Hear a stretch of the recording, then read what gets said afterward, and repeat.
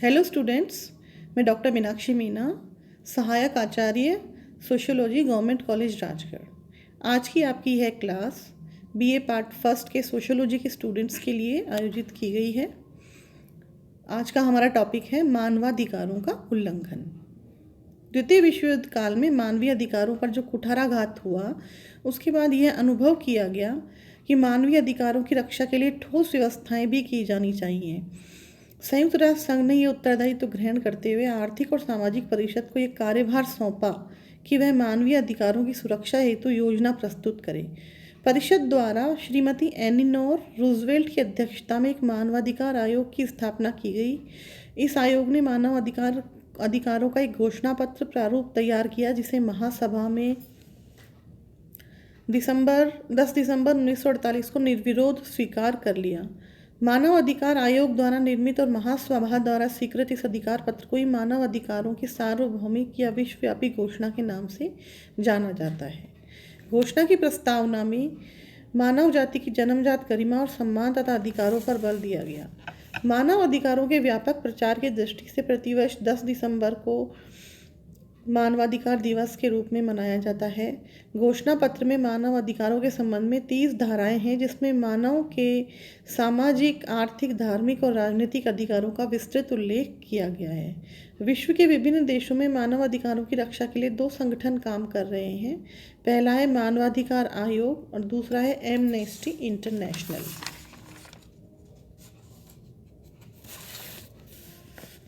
मानवाधिकार आयोग। भारत में मानवाधिकार आयोग की स्थापना 1993 में हुई। मानवाधिकारों से तात्पर्य है जीवन, स्वतंत्रता, समानता, व्यक्ति की गरिमा जैसे अधिकार प्रदान किया जाना। इस आयोग में 7 सदस्य होते हैं। मानवाधिकार का अर्थ है किसी जाति, लिंग, धर्म या किसी सामाजिक पहचान के बिना व्यक्तियों को समुचित शिक्षा, रहन सहन, जीवन यापन, मान मर्यादा, आत्मसम्मान पूर्वक समाज में रहने के समान अवसर प्रदान करना। अब हमारा टॉपिक है मानवाधिकारों का उल्लंघन। आज विश्व में मानव अधिकारों का संकट इतना गंभीर है कि इसका अनुमान संसार के विकसित देशों की स्थिति देखकर ही लगाया जा सकता है। अमेरिका व इंग्लैंड में वहाँ के नागरिकों के मानवाधिकारों पर लगातार हमले बढ़े हैं। इन देशों में नस्लवाद और धार्मिक कट्टरता के कारण धार्मिक व सांस्कृतिक अल्पसंख्यकों व मेहनतकश लोगों का जीवन दूभर हुआ है। अमेरिका में काले नागरिकों के मानवाधिकारों का हनन आम बात है। अमेरिका में जेल कैदियों पर अत्याचार आम बात है। एशियाई व अफ्रीकी मूल के इंग्लैंड के नागरिकों के खिलाफ वहाँ की पुलिस द्वारा किए गए जुल्मों की खबरें आए दिन अखबारों में छपती रहती हैं।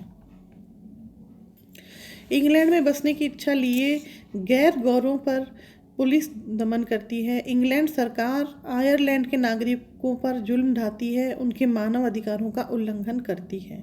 फ्रांस में हर नागरिक के लिए सैनिक सेवा अनिवार्य है। जो नागरिक इसका उल्लंघन करते हैं उन्हें लंबी सजाएं दी जाती हैं। स्विट्जरलैंड में अनिवार्य सैनिक सेवाओं का विरोध करने वालों को जेल में डाल दिया जाता है। ब्राज़ील, कोलंबिया, ग्वाटेमाला एवं मैक्सिको में लोगों का गायब हो जाना या सशस्त्र सैनिकों द्वारा आम लोगों की हत्या रोज़मर्रा की बात है। भारत में भी मानव अधिकारों के सम्मान की संस्कृति अभी विकसित नहीं हो पाई है। इस कारण भारत में विभिन्न स्तरों पर मानव अधिकारों का घोर उल्लंघन होता है। व्यक्ति की गरिमा की संवैधानिक गारंटी तथा लोगों को न्याय दिलाने के अनेक कानूनी प्रावधानों के बावजूद सामाजिक प्रभुवर्ग तथा सरकार निर्भय होकर आम लोगों के मानव अधिकारों का हनन करती है। भारत में मानव अधिकारों के हनन की सबसे गहरी जड़ें हमारी सामाजिक व्यवस्था, आर्थिक संरचना तथा सांस्कृतिक मान्यताओं में है। जाति के आधार पर छुआछूत तथा ऊंच नीच की मान्यता सबसे घोर किस्म की असमानता मानव अधिकारों के उल्लंघन का मूल कारण है। सामाजिक व सांस्कृतिक रूप से स्त्री पुरुष के अधीन है, उससे उसके मानव अधिकारों का घोर उल्लंघन होता है। पुलिस सुरक्षा बलों द्वारा फर्जी मुठभेड़ में लोगों को मार देना, पुलिस हिरासत में मौत, जेल में कैदियों की अमानवीय दशा आदि भारतीय समाज में आम बात है। किसी व्यक्ति की गिरफ्तारी या बिना गिरफ्तार किए सिर्फ पूछताछ के लिए व्यक्ति की पिटाई व यातना देना भी हमारे समाज में आम बात है। भारत में जेलों की भी दुर्दशा है, इसे राष्ट्रीय मानव अधिकार आयोग भी स्वीकार कर चुका है। जेल में कैदी अमानवीय स्थिति में रहते हैं, उन पर जुल्म ढाए जाते हैं।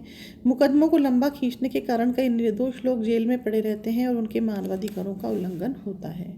विकास की मौजूदा नीति भी मानव अधिकारों के उल्लंघन का कारण बन गई है।